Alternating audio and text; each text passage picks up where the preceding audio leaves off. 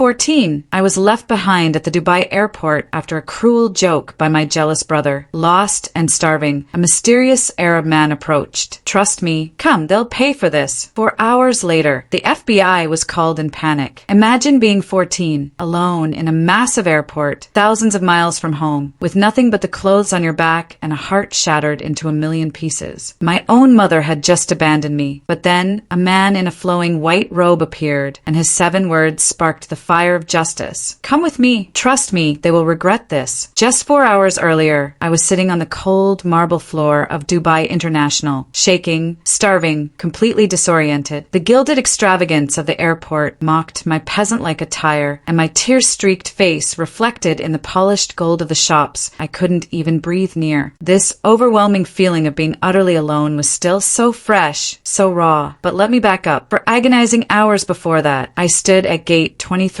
watching the plane to Bangkok taxi down the runway. My family was on it. I was not. Just me, a skinny kid in an oversized band t-shirt, slowly comprehending the unthinkable. My mother had believed my brother's lies, ignored her own daughter, and walked onto that plane without a single glance back. She hadn't lost me in the crowd. She hadn't made a mistake. She had left me on purpose. And she wouldn't truly understand the catastrophic consequences of that choice until, 4 hours later, the police called her in Bangkok. It was then, as she learned her golden boy wasn't planning a vacation, but a $600,000 scheme, that her face went white as a corpse. To truly grasp why that horrifying moment became the best thing that ever happened to me, you need to understand just how invisible I'd been my entire life. My name is Molly Underwood. I'm 32 now, and I run a successful import-export business. But at 14, I was essentially the family's background character. You know, those people who light up a room just by walking in? I was the opposite. I was human wallpaper. I could sit at the dinner table and still manage to be completely overlooked. My mother, Patricia, worked grueling double shifts as a hospital administrator. It had been her norm ever since my father died when I was 6. Dad's death hit us all hard, but Mom always insisted it hit my brother, Spencer, the hardest. Spencer was 9 then, and from that day on, he became the man of the house in her eyes. He was 3 years older than me, the star quarterback with perfect teeth and a smile that could make teachers forget he hadn't done his homework. In my mother's world, Spencer could do no wrong, and I mean that literally. In 17 years, I never once saw her blame him for anything. If something broke, it was my fault. If money went missing, I must have taken it. If there was a conflict, I started it. I quickly learned that fighting back was pointless, so I became the easy one, the quiet one, the one who never complained, never demanded attention, never made waves. I desperately hoped that if I was good enough, small enough, invisible enough, eventually my mother would finally see me. She never did. The only person who seemed to truly notice I existed was my grandmother, Nora, my dad's mother. She lived in Tucson, about 2 hours from our home in Phoenix. Spencer spent summers with her when Mom worked extra shifts, but Nora made sure to reach out to me, too. She'd send me books in the mail, call on my birthday when Mom forgot, and tell me stories about my father. She was my anchor, but as she got older, I saw her less and less. The summer I turned 14, something shifted. I got accepted into an elite arts program, full scholarship. It was a huge deal, the kind of thing that should have made my mother burst with pride. For one brief, shining moment, the spotlight was on me. Spencer hated it. He didn't say anything directly, but I could feel his resentment chilling the air like a cold draft. He started making snide comments about art being a waste of time, how I'd probably embarrassed the family, how the scholarship was surely a mistake. My mother? She didn't defend me. She just changed the subject. That familiar pang of being overlooked twisted in my gut. About a week before our big family vacation, something truly strange happened. I came home early from school, a half day for teacher meetings, and heard Spencer's voice coming from his room. His door was cracked, and he was on the phone. I wasn't trying to eavesdrop, but his words stopped me cold. "The trust fund," he said, his voice low, "and she can't find out. Once I turn 18, it's handled." I accidentally stepped on a creaky floorboard, and he burst out of his room, slamming the door behind him. "Were you spying on me?" he snarled, his face red with anger. "I just got home," I mumbled. "Stay out of my business, Molly." "I mean it." He pushed past me and stomped downstairs. I stood there, utterly confused. What trust fund? What was he talking about? I didn't understand it then. Oh, how I wish I had. A few days later, we were off. Mom had won a trip to Thailand through her workplace lottery, some hospital raffle. It was our first real vacation in years, and I was genuinely excited. 2 weeks of beaches, temples, adventure. Spencer, our flight route took us from Phoenix to Dubai for a 6-hour layover, then on to Bangkok. I packed light, just one suitcase. Spencer, of course, brought 3. I remember a bitter joke forming in my mind. I'd learned not to take up space in this family, not even in the luggage compartment. The flight to Dubai was long, but I didn't mind. I had a window seat and lost myself in books and movies. Spencer and Mom sat together a few rows ahead. Every now and then, I'd see them laughing, and that familiar pang of being left out would twist inside me, but I pushed it down like always. When we landed in Dubai, I was exhausted but absolutely mesmerized. The airport was a palace of glass and marble, a city within itself. The bathroom lighting was better than my entire school. Gold shops glittered, designer stores beckoned, and restaurants looked like they belonged in a magazine. I wandered around, mouth agape, feeling like a peasant who'd stumbled into a royal court. My oversized band t-shirt and slightly too long jeans didn't help. I looked exactly what I was, a 14-year-old kid from Arizona who had no idea what she was doing. Spencer, ever the leader, suggested we split up to explore the terminal during our layover. He'd take Mom to the gold souk area and I could check out the bookstore. I was actually relieved. Peace was a rare commodity in my family and I craved the alone time. But before I left, Spencer offered, "You don't want to lug that around everywhere. I'll keep it safe." He was talking about my backpack. My passport was in that backpack. My boarding pass. My emergency. Cash. A crisp $40 from Grandma Nora. I handed it to him without a second thought. Why wouldn't I trust my own brother? I wish I could go back to that exact moment. I wish I could grab that naive girl by the shoulders and scream at her to hold onto her bag like her life depended on it, because in a way it did. I went to the bathroom, spent maybe 15 minutes browsing the bookstore, and then headed back to our agreed meeting spot near gate 23. Spencer and my mother were gone. I waited 30 minutes, 45. I told myself they'd gotten distracted, lost track of time, but a cold, sick feeling began to bloom in my stomach. Finally, I found an information desk and asked about our flight to Bangkok. The woman typed something into her computer, then looked at me with genuine concern. "That flight has already boarded, dear. It's taxiing to the runway now." "No," I blurted, my voice cracking. "My family is on that flight. I'm supposed to be on that flight." She checked again. Patricia Underwood boarded. Spencer Underwood boarded. Molly Underwood, no show. My heart stopped. My vision blurred. I think I asked her to repeat it 3 times before the words actually penetrated my terror-stricken brain. They left me. My mother and my brother got on that plane and flew to Thailand without me. And as I stood there, frozen in disbelief, I had no idea that in less than 2 hours, I would discover exactly why. Midway subscribe line. By the way, if you're still with me, if this story has you hooked, please make sure to hit that subscribe button. More unbelievable stories are coming your way, and your support truly means the world to me. Now, back to the gut-wrenching truth. I stood at that information desk, completely paralyzed. The woman behind the counter was talking, asking if I was okay, if there was someone she could call, but her voice sounded like it was coming from a deep well. Everything felt distant, unreal. My family had left me. My own mother had gotten on an airplane and flown away without her 14-year-old daughter. A security officer approached, asking for my passport. "I don't have it," I whispered, tears finally escaping. "My brother has it." "Your boarding pass?" he pressed. "He has that too." The officer exchanged a grim look with the woman behind the counter. I could practically see them calculating. Unaccompanied minor, no documents, no family, no explanation. I found out later, much later, exactly what Spencer had done. When I went to the bathroom, he went straight to the gate. He smoothly told the airline staff that I was traveling with other family members on a later flight, bought separately due to some work lottery deal. There were no red flags. The gate agent just checked his name, checked my mother's, and let them board. But before that, he'd had a chilling conversation with my mother. He told her I'd thrown a massive tantrum in the bathroom, claiming I'd been chatting online with some boy I met on the internet and was trying to find him in Dubai. He swore I'd screamed at him, said I hated the family and wanted to be left alone forever. My mother, exhausted, stressed, and conditioned by years of blindly believing Spencer, took his word for it. She didn't come looking for me. She didn't ask to speak to me herself. She just nodded, her lips pressed tight in a furious line, and followed Spencer onto that plane. She thought she she was teaching me a lesson about gratitude, about not being dramatic, about knowing my place. She had no idea she was abandoning her daughter in a foreign country because her son was a conniving liar. But I didn't know any of that yet. All I knew was that I was completely alone. No passport. Spencer had taken it from my backpack. No money. My $40 emergency cash was gone. No phone. My mother had confiscated it before the trip to limit screen time. I didn't even know her phone number by heart. Like most teenagers,